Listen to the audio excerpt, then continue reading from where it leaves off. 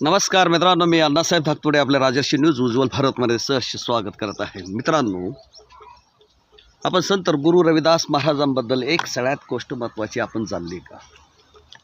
रविदास महाराज म्हणतात, चंद्र सूर्य धरती, शुभ अशुभ, कर्म अकर्म या गोष्टीच्या पलीकडे, या गोष्टींच्या पलीकडे जो कोणी आहे ती शक्ती म्हणजे ईश्वरीय शक्ती आहे. त्या पलीकडे पाहण्याची ज्याची क्षमता आहे ती ईश्वर आहे. काही जण मूर्तीपूजा करतात, फोटो लावतात, त्याच्यापुढं जातात, नैवेद्य ठेवतात, अनेक प्रकारच्या सोंग ढोंग लोक करून खुश करायचा प्रयत्न करतात. आणि ते कशामध्ये? त्याचं कर्म धडाचं नाही, वागणं धडाचं नाही, समजणं धडाचं नाही. म्हणून काही लोकांमध्ये असा भ्रम तयार झाला, नालायकी करणारे लोक जे आहे त्यांना देव पावतो कसा? सोपं गणित आहे. स्वतःला खुश ठेवा, आपण समजून घेतलं पाहिजे. आणि मित्रांनो, यासाठी आमचा आजचा हा व्हिडिओ आपण जरूर पहा. मी तो ग्रंथ वाचनाच्या माध्यमातून तुम्हाला दिलेला आहे आणि तो तुम्ही ऐकल्यानंतर जरूर मला कॉमेंट करा आणि कळवा. धन्यवाद मित्रांनो. जय रविदास, जय भीम, जय कांशीराम.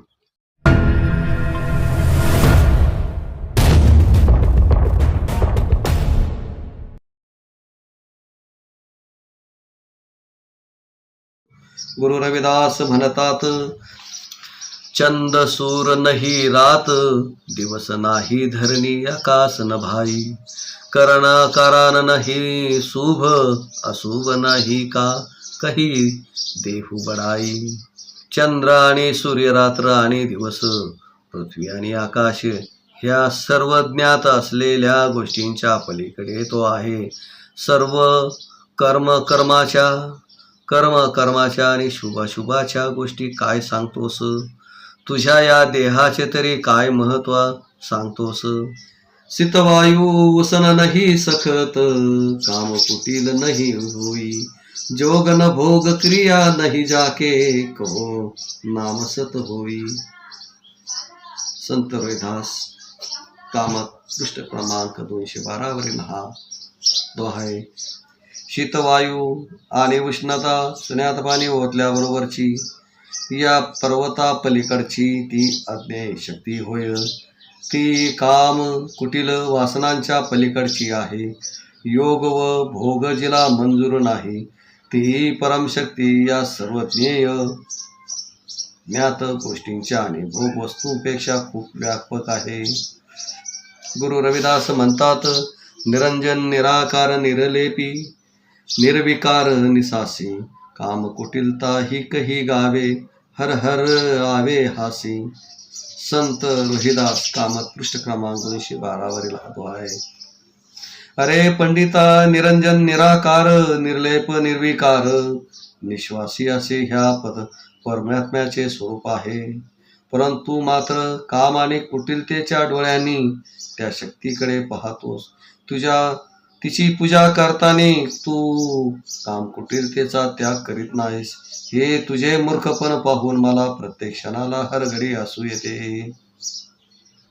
गुरु रविदास म्हणतात, गगन धूर धूप नहीं जाके, पवन पूर नहीं पानी, गुण निर्गुण कहियत नहीं जाके, कर हो तुम बात सयानी. हे पंडिता, आकाश, पृथ्वी, तेज, अग्नी, वायू आणि पाणी या 5 तत्वांच्या पलीकडचे असे त्या दिव्य शक्तीचे व्यापक स्वरूप आहे. गुण निर्गुणांच्या कसोटीवर ह्या महातत्वाचा विचार काय करतोस?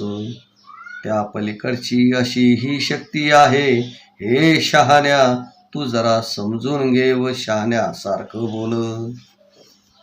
कर्मकांडांचे खंडन रविदासांनी कसे केले आहे?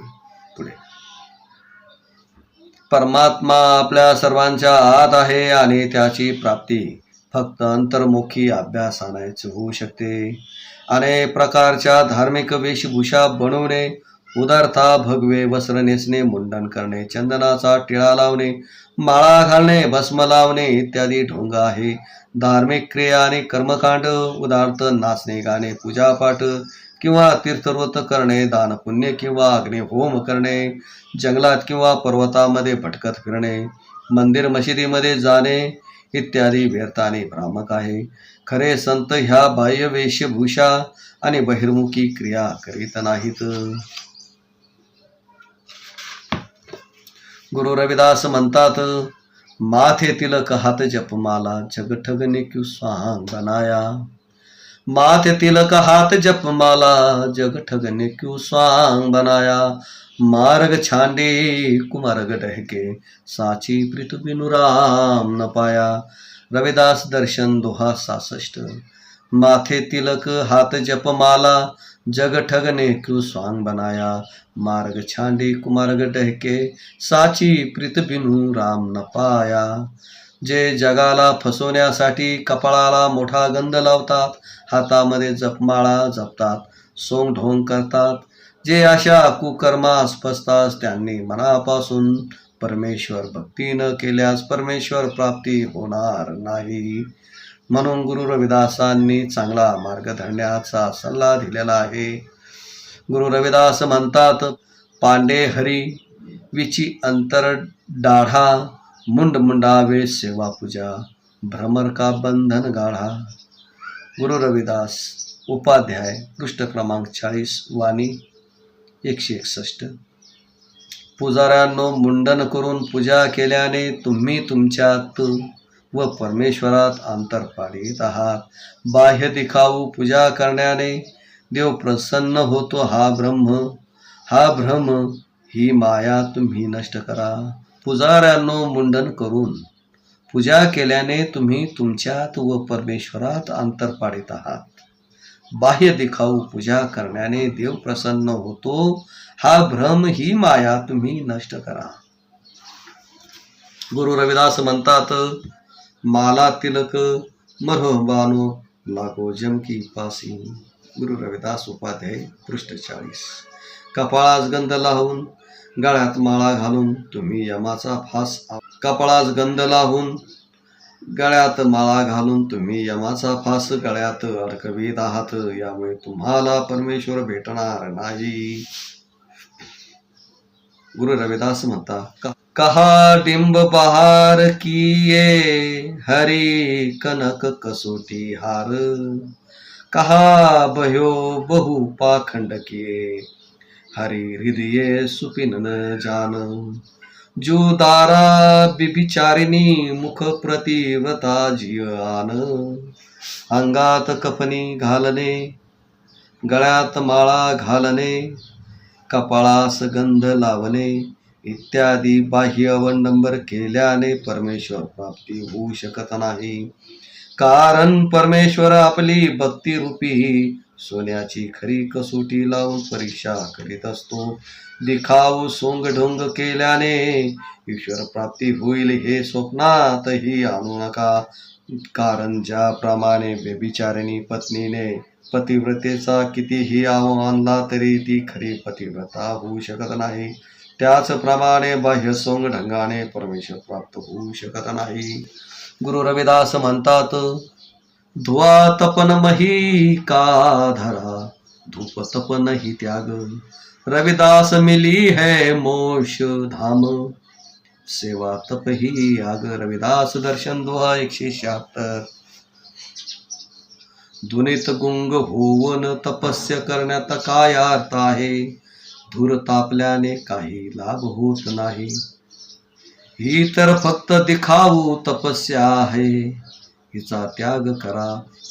हिच्यामुळे मोक्षाचे परमानंद पद प्राप्त होणार नाही.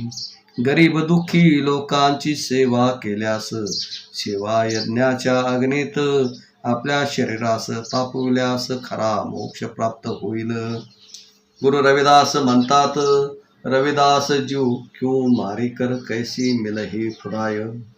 पीर पैगंबर औलिया को ना कह समझाय. रविदास दर्शन दोहा 182. रविदास जीव कुमारी कर, कैसी मिलही खुदाय।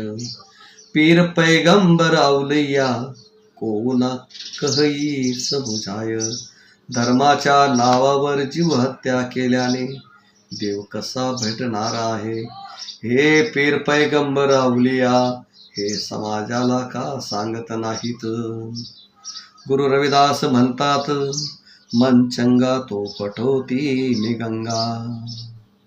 मन चंगा तो कठोती मी गंगा।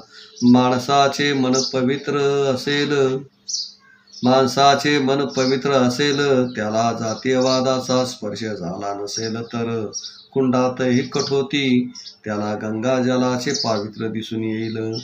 गंगा स्नानाला मी महत्व देत नाही, मन शुद्ध असेल तर कुठेही समाधान लाभते। पापी मनाने कितीदाही आणि कोणत्याही नदीत स्नान केले तरी समाधान मिळत नाही, पाप धुतल्या जात नाही। मन चंगा तो कठोर में गंगा। साधु सद्गुरु रविदास महाराज की जय। मित्रांनो, आज हा दुसऱ्या दिवसाअखेरचा शेवटचा भाग या ठिकाणी घेतला। पुढील भाग यानंतर प्रकाशित केला जाईल, आपल्यासमोर घेतला जाईल। मित्रांनो, या ग्रंथरूपी गुरु रविदास महाराजांच्या ज्ञानाचं आपण पालन जर केलं, त्यांनी त्यांच्या दोह्यांच्या माध्यमातून आपल्याला जो मार्ग सांगितला तो आपण जसाशी तसा जर आपल्या जीवनामध्ये उतरवला आणि जगण्यामध्ये जर उतरवला तर सर्वांचे कल्याण होईल। आणि हे गुरु रविदास माऊली त्यांच्या अनुभवावरून त्यांनी सांगितलेले आहे। आपण त्यांनी दिलेला मार्ग भविष्यामध्ये आजपासूनच त्याची सुरुवात करावी अशी अपेक्षा करून आजचा दुसऱ्या दिवसाचा ग्रंथ वाचनाचा कार्यक्रम या ठिकाणी थांबवला आहे। पुढील भाग यानंतर घेतला जाईल। त्या भागामध्ये आपण तिसऱ्या दिवसाच्या वाचनामध्ये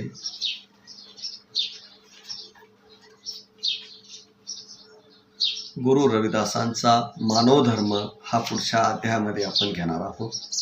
आणि रविदासांची वाणी ही गुरुवाणी आहे, परमेश्वराची वाणी आहे असं समजून आपण त्याला स्वीकारलं पाहिजे। या ठिकाणी माझे 2 शब्द संपवतो। जय गुरुदेव, जय रविदास महाराज की जय हो। सतनाम सतनाम सतनाम जी, जय गुरु रविदास जी।